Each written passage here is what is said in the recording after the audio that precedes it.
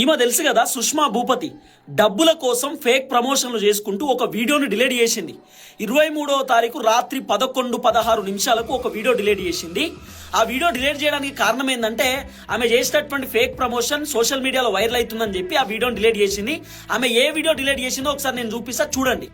ఒక బనీన్ తీసుకుంది, ఆ బనీన్ మీద ఎల్లో కలర్ మరకున్నది, అట్లనే పచ్చడి మరక కూడా వేసింది, కిచ్చప్పు మరక కూడా వేసింది.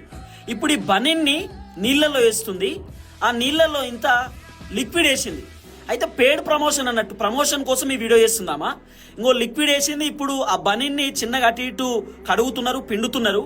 సో బయటికి తీసింది, చూడండి, బయటికి తీసింది టీ షర్టు. ఫస్ట్ ఏమో మరకలు వేసింది బనీన్ మీద. బనీన్ చాలా క్లియర్గా మనకు కనబడుతున్నది.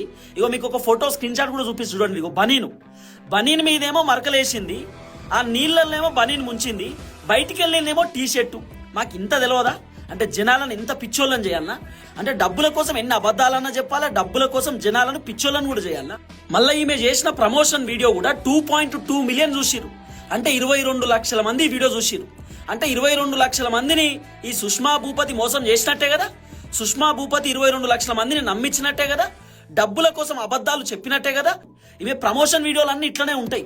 ఈమె ప్రమోషన్ చేస్తే ఎట్టి పరిస్థితుల్లో నమ్మకండి. మళ్ళీ ఆమె వీడియోలకు కామెంట్లు మొత్తం ఆఫ్ చేసుకుంటది. మరి కామెంట్ ఎందుకు ఆఫ్ చేసుకోవాలి? అంటే జనాలు ఆ వీడియోలో ఉన్న బనీను టీ షర్టు అబ్జర్వ్ చేసి కామెంట్లు పెడతారేమో, బండారం బయటపడుతుంది అనేటటువంటి ఆలోచనతోటి కామెంట్లన్నీ ఆఫ్ చేసుకున్నది.